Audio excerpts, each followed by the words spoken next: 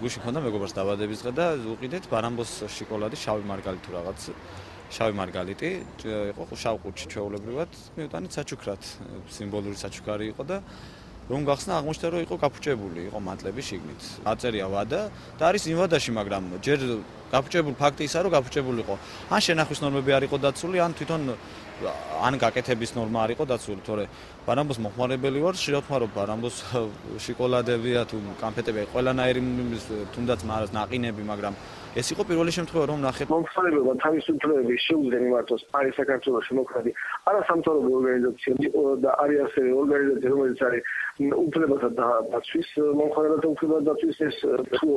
მიაწოდეთ მასშტაბი და ვიღოთ ჩვენ მეთქვით კიდევ რომელიც შეუძლია მიმართოს აი ზუსტად ამით ხო ეს ორგანიზაციები აგრეთვე შესაბამის გამოყენებას ჩვენგან დამოუკიდებლად